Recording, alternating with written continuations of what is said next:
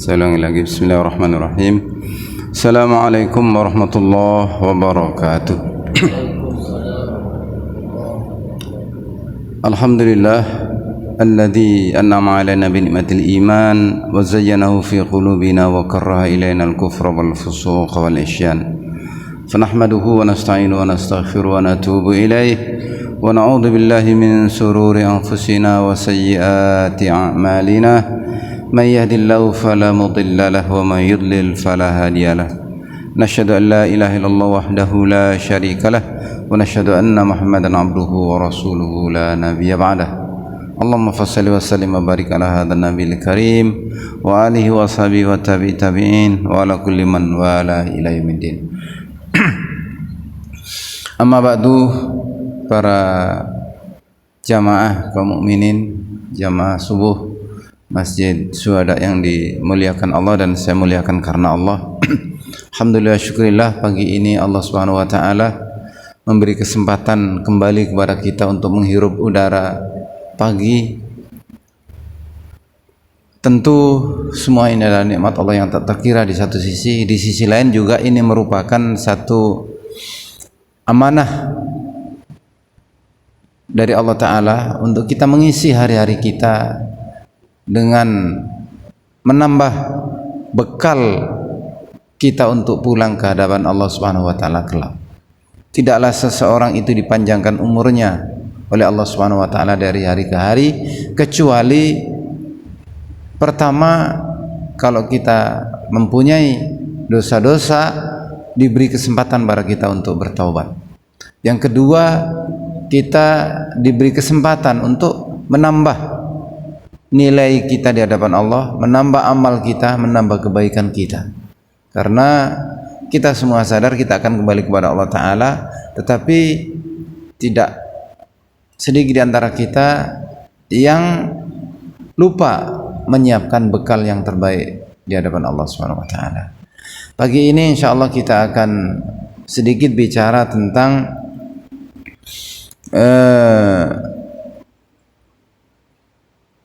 perbekalan kehidupan kita ya untuk menghadap kepada Allah Subhanahu wa taala. Banyak orang yang telah menyadari ya kampung kita yang sesungguhnya itu di akhirat. Kampung dunia ini adalah kampung tempat kita singgah untuk mencari bekal. Perjalanan akan kita lanjutkan. Setelah di dunia ini kita akan memasuki alam barzakh, dan setelah itu kita akan memasuki alam akhirat untuk kita abadi di alam akhirat. Namun jamaah dimuliakan Allah Ta'ala, kesadaran ini, pemahaman ini belum diikuti dengan pemahaman dan kesadaran untuk bagaimana kita bisa hidup secara efektif. Ya, ibarat kata Rasulullah SAW, hidup ini seperti orang yang sedang menyeberang jalan. Ya, singkat dan kita harus berperhitungan. Karena ancaman kecelakaan itu besar. Ya. Kun fid dunya ka'annaka gharib. Jadilah kamu hidup di dunia ini ka'annaka gharib, seolah-olah engkau orang asing. Iya. Jadi kita di dunia ini bukan makhluk dunia. Kita ini makhluk Arab, makhluk akhirat yang diturunkan ke dunia untuk sementara. Au abir sabil, atau engkau menyadari bahwasanya hidup ini hanya adalah menyeberang jalan. Ya, menyeberang jalan. Maka sekali lagi kita harus selalu berperhitungan. Nah, jamaah yang dimuliakan Allah Ta'ala, biasanya orang berbekal akhirat itu dengan hitungan amal-amal yang sifatnya ibadah, sholat, puasa dan seterusnya. Tidak salah, itu memang bagian dari perbekalan akhirat. Tetapi itu lebih kepada stabilisator kehidupan kita di dunia, supaya di dunia ini kita lurus istiqomah. Jadi lebih kepada aspek-aspek tazkiyah atau pensucian jiwa, pensucian pemikiran kita agar tidak salah orientasi. Jadi ibadah-ibadah lebih kepada tazkiyatun nafas. Tetapi sesungguhnya ibadah yang paling menentukan nasib kita itu adalah bagaimana laku kita di dunia pasca sholat. Laku kita di dunia dalam kehidupan bermuamalah dengan hidup dengan sesama manusia. Maka pada kesempatan ini saya ingin sedikit bicara tentang prinsip-prinsip ya muamalah dengan apa yang sangat-sangat dekat dengan kehidupan kita, yaitu maliyah, dengan harta ya. Karena isinya dunia ini dan hiruk pikuknya dunia ini hampir secara keseluruhan dipengaruhi oleh ekonomi ya dan tata sosial atau dalam bahasa sederhananya politik. Dua poin inilah yang mempengaruhi warna kehidupan mayoritas orang ya, bukan mayoritas, bisa dikatakan seluruhnya ya, yaitu masalah ekonomi dan masalah politik. Saya sedikit bicara tentang masalah ekonomi, prinsip-prinsip ekonomi.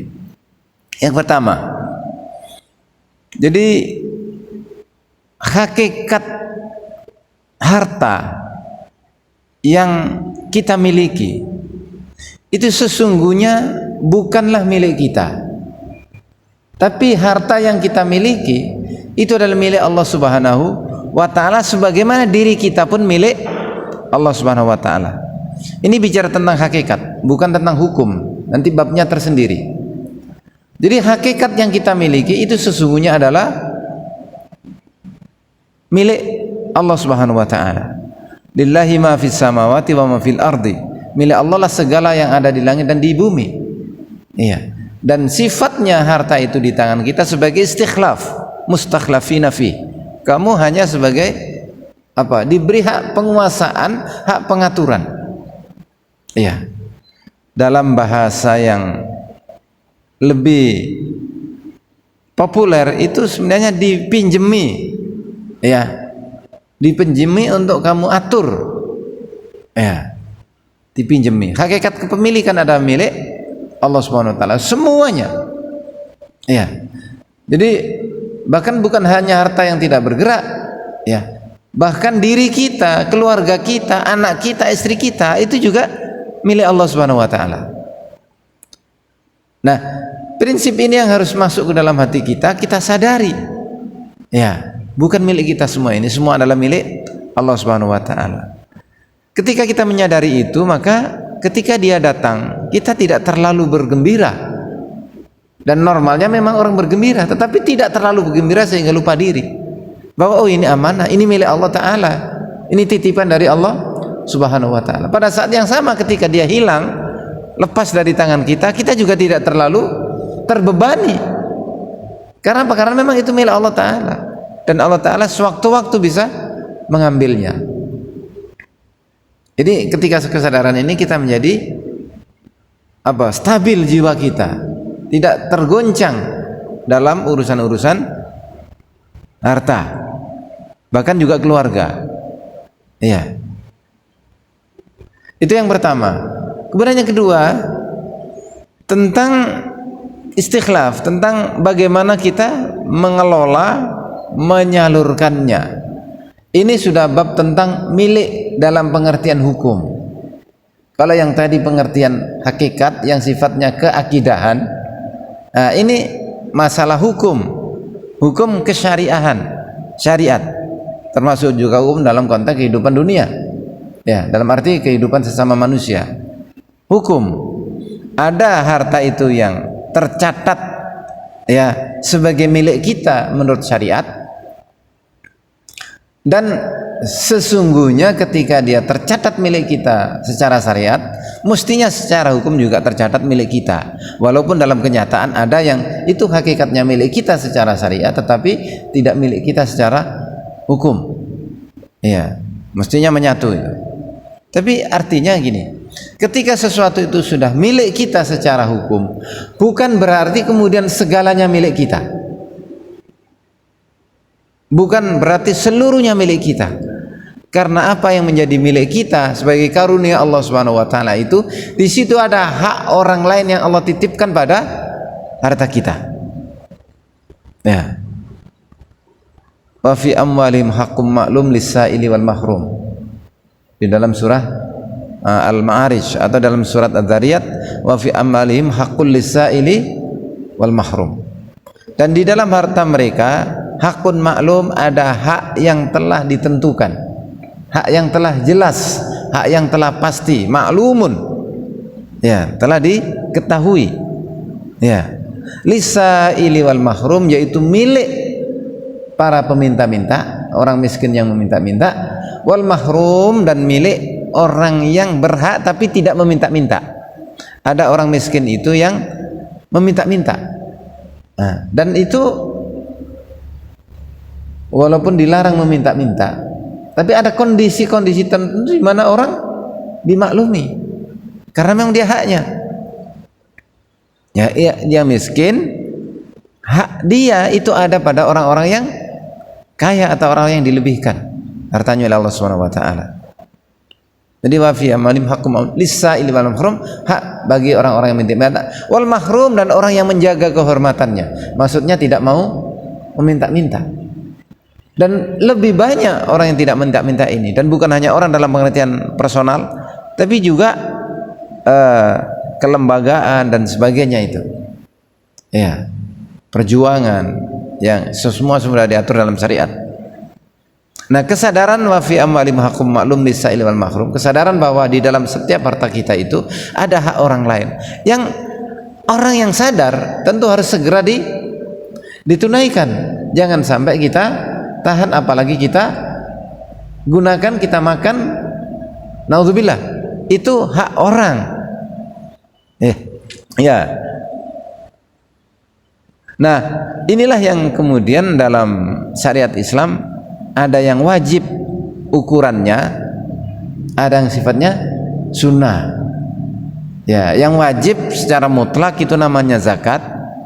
Ya, ada prosentasenya berapa, kapan ditunaikannya, berapa ditunaikannya, bagaimana menunaikannya, itu rinci sudah disebut dalam zakat.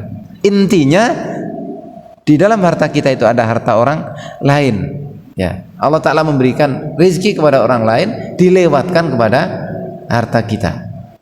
Itu yang bahkan ada sebuah hadis yang disebutkan wa fil amwali haqqun siwa zakat, dan di dalam harta itu ada hak lagi selain zakat. Kondisi-kondisi tertentu di mana misalnya ada, kita sudah tunaikan zakat, tapi kita punya tetangga ternyata yang mengalami musibah atau dalam kondisi yang tidak bisa makan, maka kewajiban tetangganya untuk memberikan makan walaupun sudah mengeluarkan zakatnya. Disebutkan oleh Rasulullah SAW, la yu'minu ahadakum, tidaklah beriman salah seseorang di antara kalian yang semalaman tidur dalam keadaan kenyang, sedangkan tetangganya tidak bisa tidur karena kelaparan. Ya, maka dia berkewajiban untuk menuntaskan problem tetangganya. Ya, walaupun sesungguhnya dia telah membayar zakatnya. Jadi kalau yang pertama tadi hakikat semuanya milik Allah Ta'ala secara akidah, bukan secara syariah. Allah Ta'ala menitipkan pada setiap harta kita itu ada hak orang lain, ada hak orang lain. Yang ketiga dari prinsip muamalah kita dengan harta, dan ini hubungannya dengan zakat tentu saja dan dengan sedekah kita. Allah Ta'ala menetapkan bahwa harta itu tidak boleh berhenti, bahwa harta itu harus berkembang dan beredar. Ya, jadi kalau kita punya harta kemudian kita simpan, ya, entah di bank entah di rumah, tidak bergerak, ya, oh gini kan harta suka-suka kita, mau kita pakai nggak kita pakai, ya suka-suka saya, didiamkan. Nah, itu nggak benar, karena prinsipnya harta itu harus berkembang, harus diusahakan menjadi berkembang. dan berkembangnya bukan asal berkembang, tapi beredar merata di dalam masyarakat. Uang itu nggak bermanfaat kalau dia diam, tapi dia akan bermanfaat kalau dia dikelilingkan, diperdagangkan dan seterusnya. Itu nanti ada produktivitas dari sisi kebutuhan manusia. Ya, tapi kalau uang itu diam, nggak ada produktivitas yang akan lahir dari uang yang diam. Ya. Kaidah umumnya disebutkan Allah Ta'ala dalam Al-Quran, kaila takuna dulatan bainal aghniya. Jangan harta itu hanya beredar di kalangan orang-orang kaya saja, tapi semua orang harus merasakan terlewati oleh peredaran harta itu. Di sanalah manfaat itu ada. Ya. Kalau uang itu hanya beredar di kalangan orang kaya tumbuh, tapi orang miskin nggak bertumbuh. Ya, ada sebuah buku yang ditulis oleh Dr. Solihin Juhro dan kawan-kawan dari Bank Indonesia tentang tentang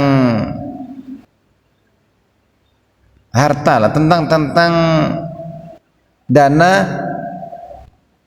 dana sosial, dana umat. Dia sebutkan tentang zakat di situ. Ketika orang miskin ini bisa belanja, bisa memenuhi kebutuhan sehari-harinya oleh zakat seseorang atau oleh infak dan sedekah seseorang atau orang-orang kaya, maka sesungguhnya dia, orang miskin yang belanja dari sedekah tadi, itu membuat perekonomian bergerak. Dengan perekonomian bergerak, maka pertumbuhan akan optimal. Kalau saya mempunyai perusahaan makanan misalnya, perusahaan makanan ini mengcover seluruh kebutuhan orang, ya. Tapi karena ada orang-orang miskin yang nggak bisa belanja, nggak ikut membeli, maka tidak 100% terserap pasar produk saya, ya. Maka pertumbuhan menjadi terkurangi, nggak tumbuh dengan optimal. Tapi ketika zakat saya salurkan kepada orang miskin, kemudian orang miskin ini bisa membeli juga, maka membelinya orang miskin itu membuat produk saya terserap secara optimal. Itu gambaran sederhananya. Dalam konteks yang umum seperti itu, ketika orang-orang miskin juga masuk ke pasar, turut membeli produk, maka pertumbuhan akan optimal. Tapi kalau orang-orang miskin ini dibiarkan tidak bisa menyerap produk karena tidak mampu membeli, maka ada produk yang tidak terbeli. Dengan demikian produk itu menjadi tidak optimal, sementara kebutuhan orang tidak tercover. Ya, jadi orang kaya sendiri ketika dia berbisnis, dia tidak bisa mencapai bisnisnya yang optimal ketika dia tidak memperhatikan juga orang-orang miskin. Itu teori stabilitas ekonomi terkait dengan zakat. Jadi yang ketiga, agar harta itu tidak beredar di antara orang-orang yang kaya saja.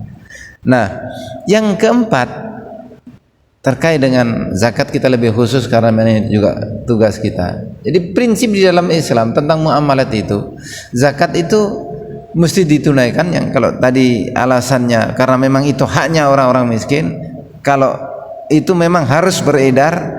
Dan yang keempat lagi, peredaran itu di situ ada keberkahan. Peredaran yang melalui zakat itu ada keberkahan.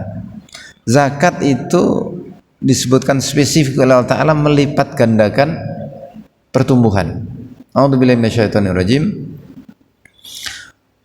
Wa ma ataitum min riba liyarbu fi amwalin nasi fala yarbu indallah wa ma ataitum min zakatin turiduna wajhallah faulaika humul mudhifun. Surat Ar-Rum ayat 38 kalau enggak salah. Wa ma ataitum min riba, dan apa yang kamu berikan kepada manusia, ya, berupa riba. Wa ma ataitum riba fi amwalin liyarbu fi amwalin nas, agar bertumbuh agar berkembang dalam harta manusia, teori ekonomi modern yang berlaku secara umum itu dengan adanya perputaran uang, ekonomi akan tumbuh. Dan model perputarannya itu ya model pinjaman riba, model pinjaman dengan mengembalikan lebih. Dan ini sudah berlaku secara bukan hanya nasional, internasional sudah. Itu realitas yang harus kita pahami. Tapi apa kata Allah Ta'ala? Fala yarbu indallah, nggak tumbuh di sisi Allah. Dalam konsep Allah, menurut Allah yang memegang rezeki itu nggak tumbuh. Amwalinas nggak bertumbuh dengan riba. Wa ma ataitum min riba liyarbu fi amwalinas fala yarbu indallah. Sebaliknya kata Allah Ta'ala, wa ma ataitum min zakatin turiduna wajhallah. Sedangkan apa-apa yang kamu berikan berupa zakat, turiduna wajhallah, yang kamu niatkan untuk mencari ridha Allah Ta'ala, faulaika humul mudhaifun, maka mereka itulah orang-orang yang melipat gandakan pertumbuhannya, melipat gandakan hartanya, melipat gandakan keberkahannya, melipatkan kebaikannya, melipat gandakan pahalanya. Ya. Jadi kita nyari pahala, nyari ridha Allah Ta'ala, tapi oleh Allah Ta'ala diberikan pertumbuhan. Dan itu diteorikan oleh para teoritis ekonomi dengan sangat baik. Tentu ekonomi yang paham dengan syariat ya. Ya. Jadi Masya Allah ya, kalau zakat itu beredar, maka harta itu menjadi tumbuh, menjadi berkembang. Yang keberapa tadi? Yang keempat ya? Yang keempat. Nah, secara spesifik ketika itu kita tunaikan, zakat kita tunaikan, itu kita mendudukkan diri kesejatian sebagai orang yang beriman. A'udzubillahi minasyaitonirrajim. Qad aflahal mu'minun alladzina hum fi salatihim khashi'un walladzina hum 'anil lagwi mu'ridun walladzina hum lizzakati fa'ilun. Beruntunglah orang-orang yang beriman, yaitu orang-orang yang fi salatihim khashi'un, yang khusyuk dalam salatnya. Salat ini masalah yang pertama. Kemudian walladzina hum 'anil lagwi mu'ridun, dia menjaga dirinya dari hal-hal yang tidak ada gunanya, yang sia-sia, yang laghu, yang rafath dan sejenisnya. Jadi salat amar ma'ruf nahi mungkar pada dirinya yang pertama-tama. Nah, baru kemudian walladzina hum lizakati fa'ilun, dan orang-orang yang menunaikan zakatnya itulah orang yang beruntung. Ujung keberuntungan itu disebutkan di akhir ayat Allah, ulaika humul warithun alladzina yarithunal firdausa hum fiha khalidun. Ya, mereka itulah orang-orang yang mewarisi, yaitu mewarisi surga Firdaus, hum fiha khalidun, mereka kekal di sana. Dan inilah kampung kita ya, kampung kekal, kampung keabadian ya. Dunia ini kampung kita juga, tapi kampung sementara, bahkan bukan kampung yang sesungguhnya, karena kita di sini hanya mengembara ya, membara. Fa inna darul akhirata lahiyal hayawan, sesungguhnya kampung akhirat itulah kampung yang kehidupan yang sesungguhnya, lahiyal hayawan. Jadi di dunia ini bukan hidup sesungguhnya ya, hidup-hidupan ya, hidup-hidupan ya main-main itu loh. Innamal hayatud dunya la'ibun wa laghun, sesungguhnya kehidupan dunia ini adalah permainan dan senda gurau saja. Iya, senda gurau saja. Jadi jangan sampai kita, mohon maaf, terasa terikat akhladail ardi, merasa abadi di dunia ini. Dan itulah yang membuat orang menjadi, mohon maaf, kalau dalam surat Al-A'raf itu diumpamakan oleh Allah Ta'ala seperti anjing, intahmil ala yalath atau tatruku yalath, karena menjual dirinya, menjual kehormatannya, menjual istilahnya kemanusiaannya untuk abadi di dunia. Dia menjulurkan lidahnya seperti anjing, menjilat atasannya, menjilat siapa saja yang kiranya memberikan dia kekekalan dalam kehidupan dunia ini. Padahal hakikatnya tidak kekal juga, itu tidak kekal juga ya. Panjang itu perumpamaan Allah Subhanahu wa taala tentang anjing yang menjulurkan lidahnya. Ini orang-orang yang menjual ilmunya kalau dalam konteks ayat tersebut. ya, dengan contoh Bal'am tadi. Itu beberapa poin. Kalau dirinci ada beberapa poin lagi sesungguhnya, tapi intinya jangan sampai kita salah kelola ya tentang amanah harta. Ya, ini bab harta bagi ekonomi, kita nggak bab politik ya. Padahal sesungguhnya dua itu hal yang sangat-sangat mempengaruhi wajah dunia yang dengan sendirinya akan menjadi wajah kita di hadapan Allah Ta'ala di akhirat kita. Mudah-mudahan kita dijadikan Allah sebagai hamba-hamba yang soleh, hamba-hamba yang mampu mengemban amanah dengan sebaik-baiknya, mampu menerima karunia Allah Ta'ala dengan syukur dengan sebaik-baiknya, kemudian